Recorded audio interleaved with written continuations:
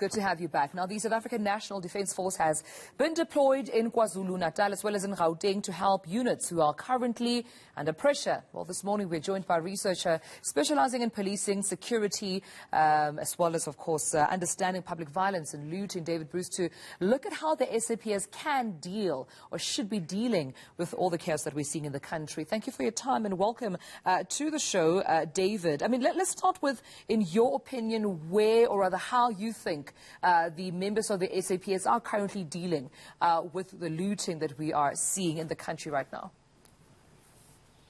Well, one important issue here is relating to the question of the degree of force that they should be using in this situation. And so the principle that is currently, the governing principle in South Africa in terms of the Constitution is the principle that life is sacrosanct, that the police should not use lethal force for the protection of property. And so my understanding is that to a significant degree, the manner in which the police have conducted themselves in these operations has been consistent with that principle. So they haven't resorted to the use of lethal force in order to protect property.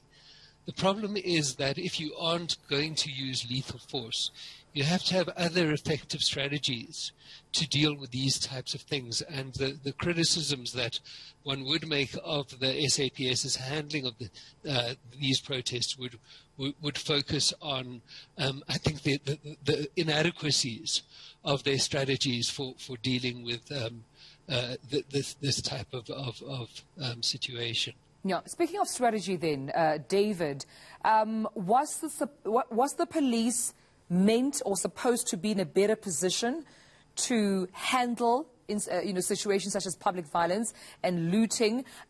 Were they supposed to have known beforehand? Were they even capable of having information at hand and having better strategies at hand before, obviously, this chaos erupted into what it is right now? Okay, well, there's various answers to that question. The one thing is about the information and intelligence. And so, for instance, it was discussed a bit at the JCPS briefing yesterday. The one thing about that is that often, even if they do have information, it's often in terms of the quality of the analysis of the information that things fall really short. Right. A second thing is just in terms of policing numbers. Now, it's not really possible for the SAPS to maintain, the essential problem here is that 99% of the time, the major pressure on the police is in respect of addressing crime.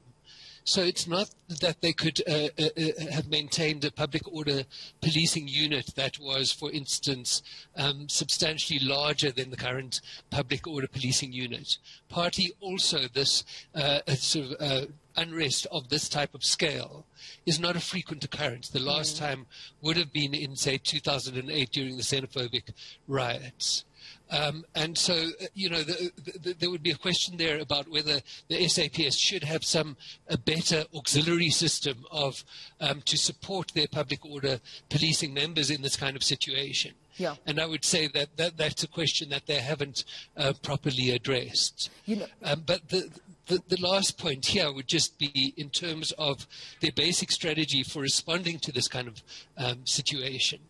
And basically, the training and techniques that they use are based on a kind of type of very much a set piece type of approach, which involves and